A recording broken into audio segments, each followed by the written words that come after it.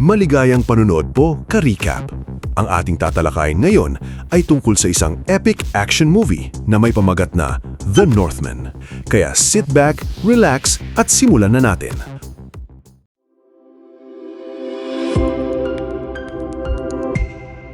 Ang kwento ay naganap noong taong 895 AD sa North Atlantic. Sa panahong iyon, nagbalik sa kanilang kaharian si Haring Orvandil kasama ang kanyang kapatid sa labas na si Fjolnir, dala ang mga baul na puno ng kayamanan mula sa kanilang pananakop sa ibang lupain. Muling nakasama ni Orvandil ang kanyang asawa na si Gudrun at ang kanyang anak na si Amleth.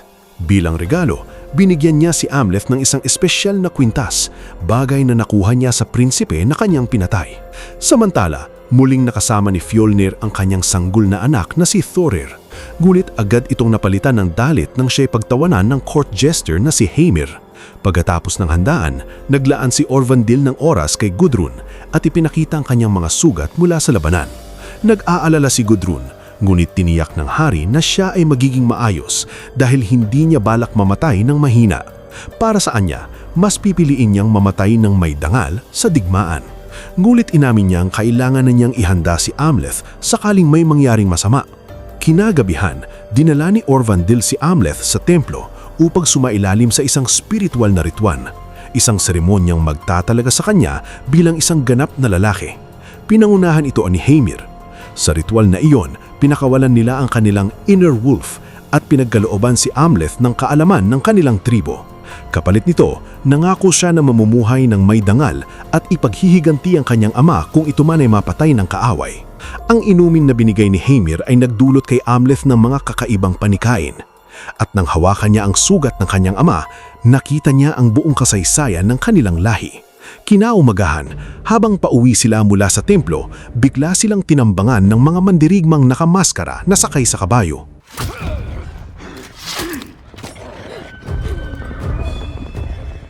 Gustong tumulong si Amleth, mulit pinatakas siya ng kanyang ama.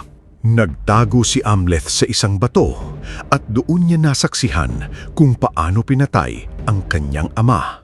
Maya-maya, tinanggal ng pinuno ng mga kalaban ang kanyang maskara at nabunyag na ito pala ay si Fjolnir. Walang awa niyang pinatay ang sariling kapatid upang agawin ang trono.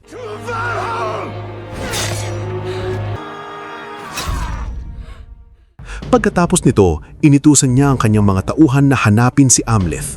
Tumakas ang bata papasok ng kagubatan. Bigla siyang natagpuan ni Finn. Ngunit nagawa ni Amleth na putulin ang ilong nito gamit ang kutsilyo bago siya makatakas.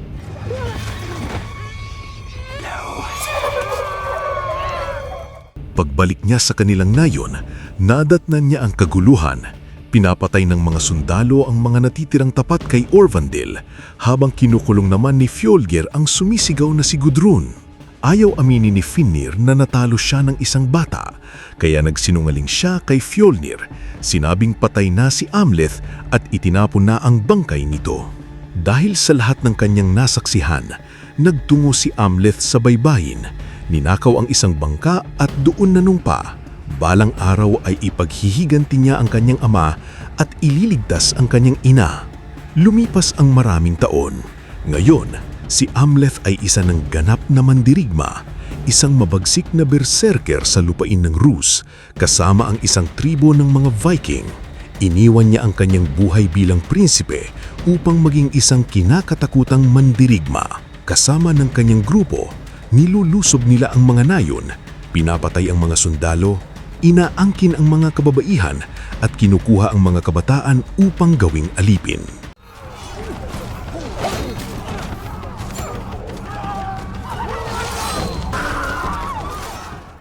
Matapos ang matagumpay na pananakop sa Gardariki, iniwan ni Amleth ang kasiyahan at naglakad mag-isa. Doon, natagpuan niya ang isang templo kung saan naroon ang isang Ceres. Ipinaalala ng Ceres ang kanyang sinumpaang paghihiganti at sinabi na siya ay magtatagumpay kung di may kailangan siyang tumunguhan sa hilaga kung saan naninirahan si Fjolnir. Sinabi rin nito na kailangan niyang sundan ang isang babaeng soro upang mahanap ang isang nakatakdang espada, isang sandatang natutugma sa kanyang galit. Bago mawala ang Ceres, sinabi nito na tinutulungan niya lamang si Amleth dahil ang kanyang kapalaran ay konektado sa isang Maiden King. Kinabukasan, nalaman ni Amleth na ang mga alipin na kanilang nahuli ay dadalhin sa Iceland upang magtrabaho kay Fjolnir. Dito, sinamantala niya ang pagkakataon upang makakuha ng impormasyon tungkol sa kanyang tiyo. Napag-alaman niyang tumakas si Fjolnir kasama ang kanyang pamilya matapos agawin ng hari ng Norway ang kanyang kaharian. Ibig sabihin, pinatay niya ang kanyang kapatid ng walang kabuluhan. Sa sandaling iyon, nakakita siya ng isang uwak. Naalala niya na tinatawag noon ng kanyang ama bilang Raven King, kaya itinuring niya ito bilang isang senyales. Agad siyang nagplano. Pinutol niya ang kanyang buhok, itinago ang kanyang kwintas, nagsuot ng ibang damit mula sa isang bangkay at nilagyan ng marka ng alipin ang kanyang dibdib.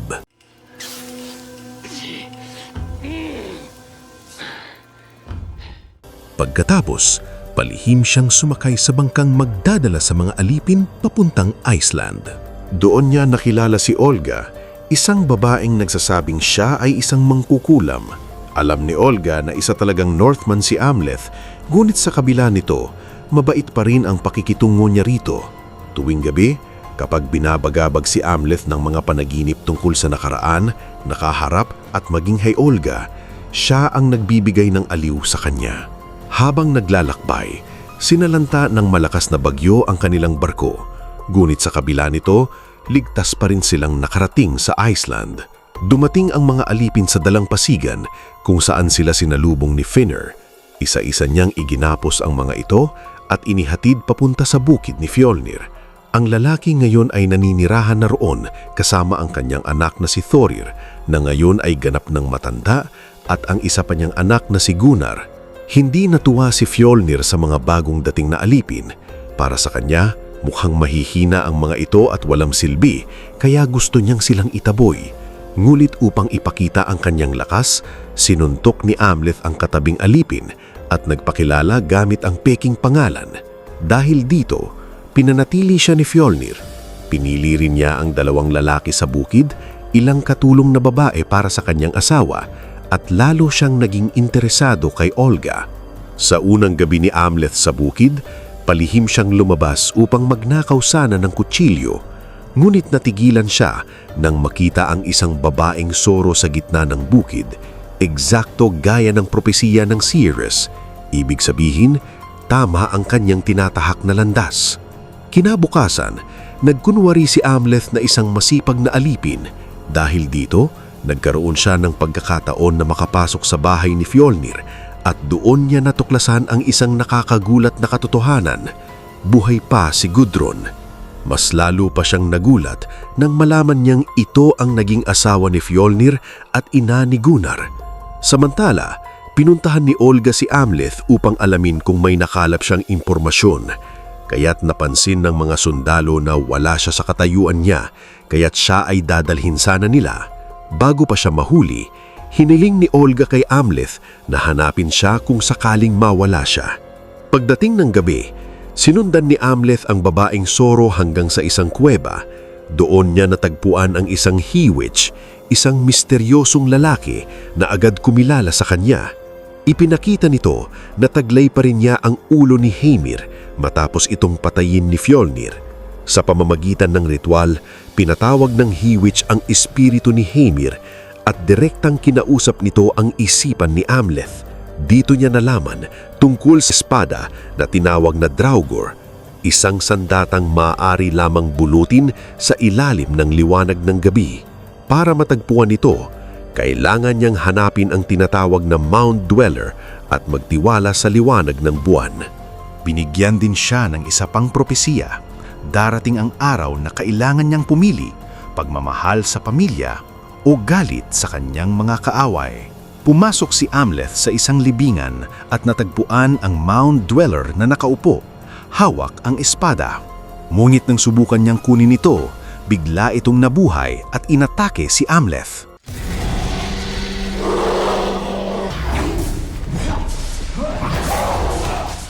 Nagsimula ang matinding laban, Gumamit si Amleth ng anumang bagay sa paligid nang makita niyang dumadaan ang liwanag ng buwan sa pasukan. Naalala niya ang sinabi ng He-Witch. Tinulak niya ang katawan ng nilalang sa ilalim ng liwanag at agad itong natigil na nagbigay sa kanya ng pagkakataong patayin ito.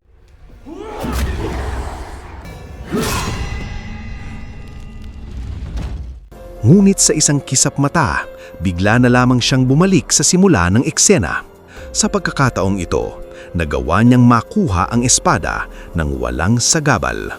Bumalik si Amleth sa bukid, ngulit nakita siya ng aso ni Fjolnir at nagsimulang tumahol. Para patahimikin ito, nagpakita si Amleth ng pagiging mabangis, dahilan para ipagwalang bahala na lamang ni Fjolnir. Samantala, pinuntahan ni Fjolnir si Olga upang makipagtalik. Ngunit tumanggi si Olga dahil siya ay dinatnan ng buwan.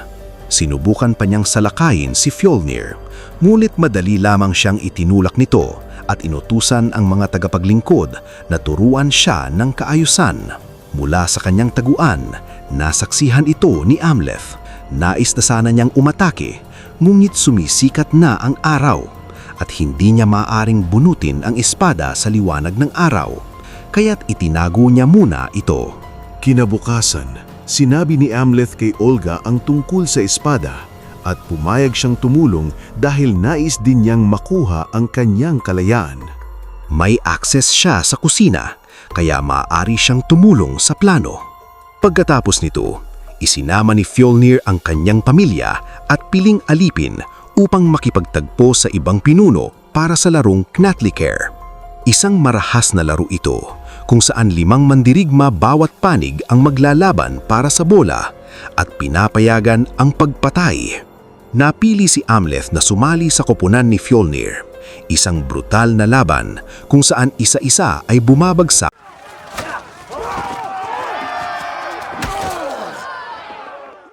Sa huli, si Amleth at isang malakas na kalaban na lamang ang natira. Nang matalo ang koponan ni Fjolnir, nagalit si Gunnar at sinubukang agawin ng bola upang makabawi. Gumit inatake siya ng kalaban at halos mapatay. Agad namang sumaklolo si Amleth at pinatay ang kanyang kanaban upang iligtas si Gunnar.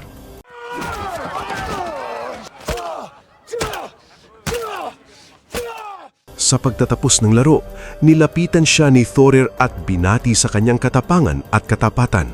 Bilang gantimpala, binigyan si Amleth ng mas malalaking pribileyo sa bukid. Mas kaunti ang kanyang trabaho. May kapangyarihan na siyang mag-utos sa ibang mga alipin at pinayagan pa siyang pumili ng babaeng nais niya. Sinabi pa ni Thorir na maaari niyang piliin si Olga dahil matagal nang tinalikuran siya ni Fjolnir at wala na itong interes sa kanya. Hindi nagdalawang isip si Amleth. Hinanap niya si Olga at dinala ito sa malalim na kagubatan. Doon, sa katahimikan ng gubat, nagkasama sila. Pagkatapos, ginamit ni Olga ang kanyang kakayahan upang kausapin ang Mother Soil at humingi ng proteksyon para sa kanila. Natagpuan din nila ang mga espesyal na kabuti, mga halaman gagamitin nila sa kanilang plano ng paghihingganti. Kinabukasan, normal na trabahong muli sa bukid. Ngulit pagdating ng gabi, sinimulan ni Amleth ang kanyang unang hakbang. Inambush niya ang 2 kasama ni Gunnar at pinatay ang mga ito.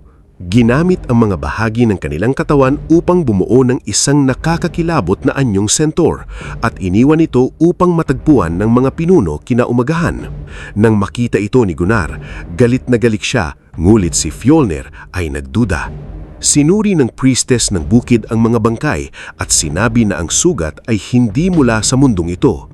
Ang gumawa nito ay gutom pa at tiyak na babalik. Kinagabihan, habang inihahanda ng priestess ang isang dalaga para ialay sa mga Diyos, pinagalit ni Amleth ang lahat ng hayop sa paligid. Alingaw-ngaw ang tahol at alulong sa buong lugar. Dahil dito, nagalit ang aso ni Fjolnir at inatake ang kanyang amo, kaya't napilitan si Fjolnir na patayin ito bilang depensa.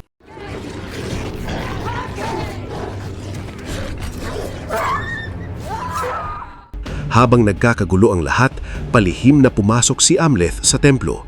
Pinalaya niya ang dalaga, itinali ang priestess at pinatay ang pari bago ito ibinitin sa altar. Kinaumagahan, lihim na nilagyan ni Amleth ng kabuti ang sopas ng mga tao. Sa kabayan, binigyan ng bagong gawain ang mga lalaking alipin. Ipagtanggol ang bukid, pagsapit ng gabi, nagsimulang mag-hallucinate ang mga tauhan ni Fjolnir. Dahil dito, nag-away-away sila at maging ang sarili nila ay kanilang sinaktan.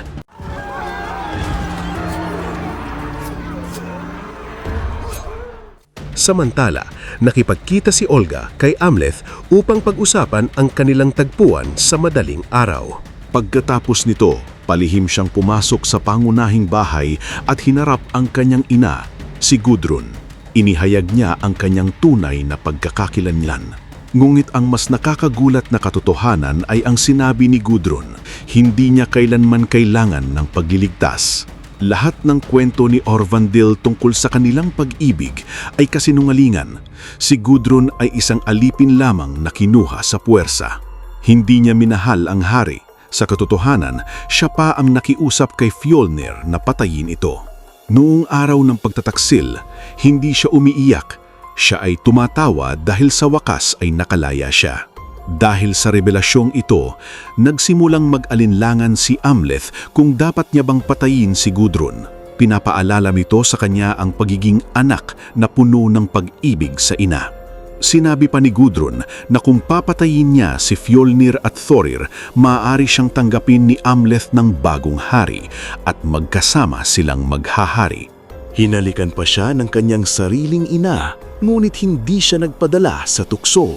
Umalis si Amleth at pinuntahan si Thorir na kanyang pinatay habang nakatulog.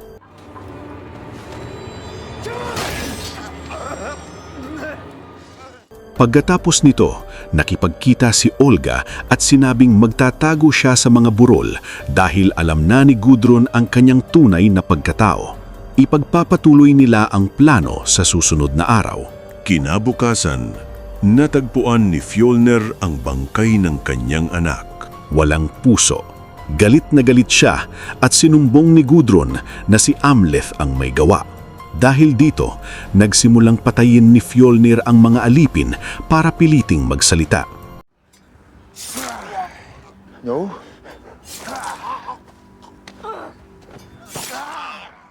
Nang papatayin na sana si Olga, biglang nagpakita si Amleth. Muling suot niyang ang kanyang kwintas bilang prinsipe.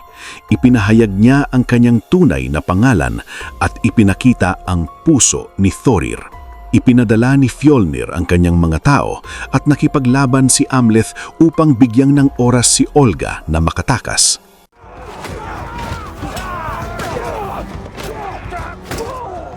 Sa huli ay nahuwi siya.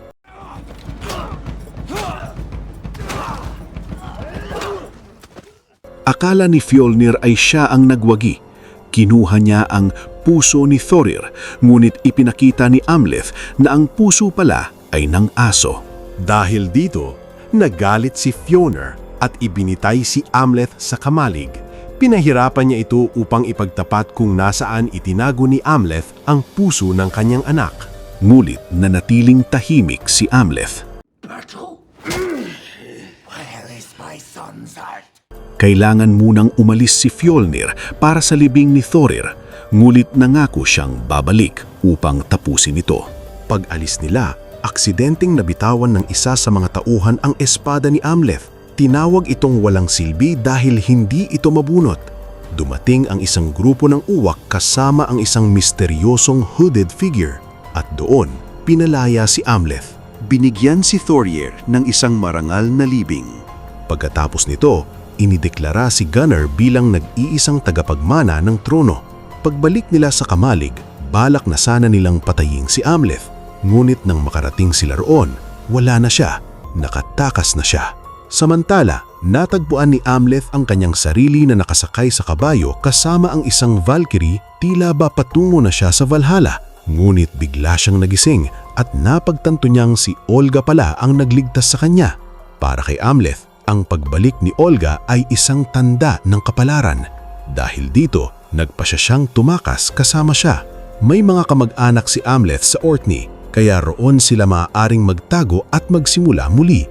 Matapos ng isang araw na paglalakbay sakay ng kabayo, nakahanap sila ng bangka at nakasakay sila. Napansin ni Amleth ang sugat sa leeg ni Olga, isang marka na iniwan ni Fjolnir gamit ang kutsilyo.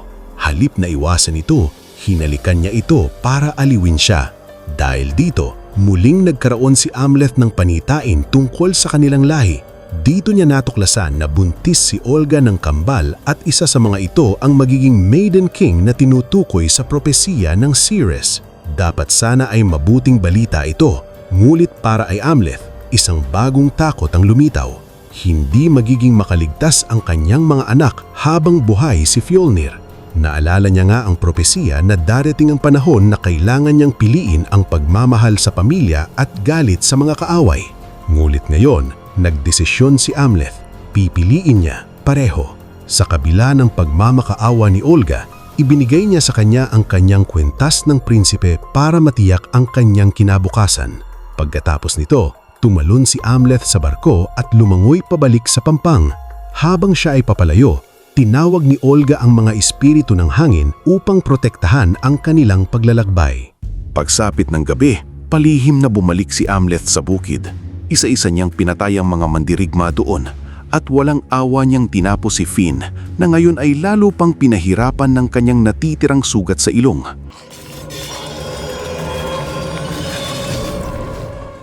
Pinalaya niya ang lahat ng kababaihan na bihag. Pagkatapos, pumasok siya sa pangunahing bahay at hinarap si Gudrun. Ngunit sinalubong siya nito ng espada, bagay na ibinigay ni Fjolnir para sa kanyang proteksyon. Ngunit wala itong pagsasanay bilang mandirigma, kaya't madali siyang napatay ni Amleth sa pamamagitan ng isang saksak sa puso.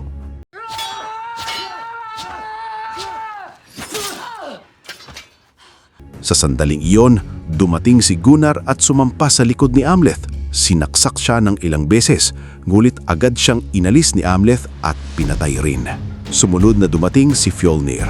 Habang binubuhat niya ang bangkay ng kanyang pamilya, inimbitahan niya si Amleth sa Gates of Hell, ang bunganga ng bulkan na Hekla para sa kanilang huling labanan. Duguan at sugatan, pinanood ni Amleth ang pagsunog ng bukid bago siya umakyat patungo sa bulkan. Sa kanyang paglalakbay, natugpuan niya ang bangkay ni Gudrun at Gunnar. Nagbigay siya ng huling basbas sa kanila bago tuluyang humarap si Fjolnir. Pareho silang magagaling na mandirigma at sa simula ay pantay ang laban. Ngunit dahil sa mga sugat ni Amleth, unti-unti siyang nanghina.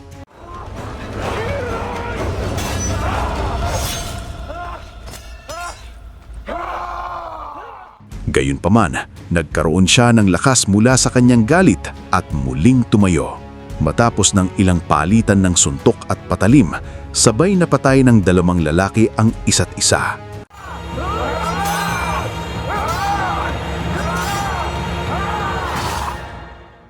Habang unti-unting nawawala ang kanyang malay, nagkaroon siya ng huling pangitain, si Olga, kasama ang kanilang kambal. Pagkatapos, dumating ang isang Valkyrie upang dalhin ang kanyang kaluluwa patungo sa mga pintuan ng Valhalla. At dito nagtatapos ang pelikula, mga ka-recap. Kung nagustuhan nyo ka-recap ang movie recap natin ngayon, ay inaanyayahan kita na mag-subscribe at pakipindot na din ng notification bell para palagi kang updated sa mga susunod naming videos. Maraming salamat sa panonood. Hanggang sa muli!